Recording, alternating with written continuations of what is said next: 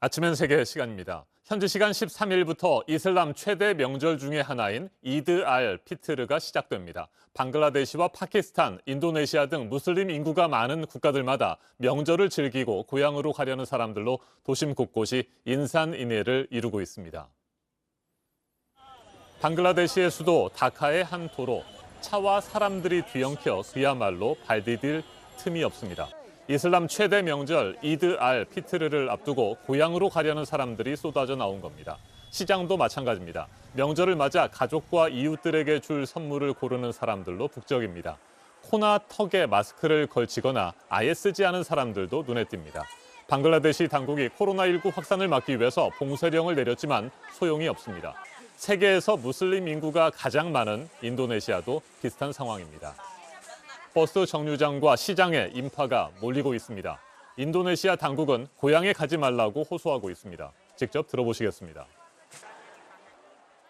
Jangan dulu kembali ke kampung halaman. Jangan dulu liburan di kampung. Jangan lebaran di kampung. Bersabar. 급기야 인도네시아 당국은 지난 6일부터 오는 17일까지 귀향을 전면 금지했습니다. 고속도로마다 검문소를 설치하고 귀향객으로 확인된 사람들을 돌려보내고 있습니다. 하지만 일부 시민들은 고향에 가기 위해서 출장 명령서나 물자 수송 확인서와 같은 가짜 서류를 만들어 보여주거나 오토바이 등을 이용해 야간에 이동을 하는 방식으로 단속을 피하고 있습니다. 뗏목과 고무보트를 타고 강을 건너서 고향에 가려던 사람들까지 적발됐습니다. 파키스탄도 사정은 마찬가지입니다. 시민들은 최대 명절을 앞두고 당국이 봉쇄령을 내린 것에 대해 강한 불만을 드러내고 있습니다. 들어보시겠습니다. ईद में सारे 4-5 दिन 6 दिन रह गए हैं और लॉकडाउन कर दिया उन्होंने। हमारी तो ईदें मर गई हैं ना। 이슬람 무장단체들 역시 이드 기간을 맞아 태도의 변화를 보이고 있습니다. 미군 철수가 본격화되면서 테러가 잇따르고 있는 아프가니스탄에서 탈레반은 이드가 시작되는 13일부터 사흘 동안 휴전을 선포했습니다. 성명을 통해 모든 무슬림들이 평화롭고 안전한 분위기에서 경사를 축하할 수 있도록 하기 위한 것이라고 설명했습니다. 무력 충돌이 격화되고 있는 이스라엘과 팔레스타인 가자 지구의 상황도 주목됩니다. 팔레스타인 무장정파 하마스가 이스라엘을 향해 로켓포 수백 발을 발사했고 우리 시간으로 오늘 새벽에는 이스라엘 군이 가자 지구의 13층짜리 주거용 빌딩을 정밀 타격했습니다. 팔레스타인 자치정부는 이드 기간 모든 축하 행사를 전면 취소한다고 밝혔습니다. 이스라엘 군의 공습에 항의하기 위한 행보라는 분석이 나옵니다. 전문가와 좀 더 자세하게 짚어보겠습니다. 성공회대 이슬람 문화연구소장을 맡고 있는 이희수 교수 전화로 연결됐습니다. 교수님 안녕하십니까? 네, 안녕하세요. 네, 먼저 이드 알 피트르가 어떤 명절인지 궁금합니다. 우리에게는 매우 생소한데 이슬람의 최대 명절로 꼽히고 있다고요? 네, 한 달간 단식을 합니다. 라마단이라고 하죠. 가진 자, 갖지 못한 자, 강자, 사회적 소수 모두가 똑같은 조건에서 함께 굶고 단식함으로써 사회적 정의와 나눔을 실천하는 가장 성스러운 종교적 의무입니다.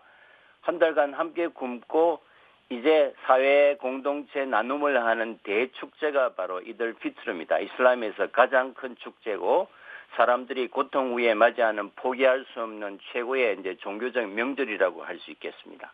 네, 무슬림 국가들마다 도심 곳곳이 이드 알 피트르를 맞아서 귀향에 나선 인파들로 북적이고 있는데 무슬림들에게 이드 알 피트르는 특히 어떤 의미가 있을까요? 자기가 무슬림으로서의 존재감을 높이고 사회 공동체의 일원으로 함께 살아간다는 가장 중요한 어떤 존재감의 이제 상징이고요.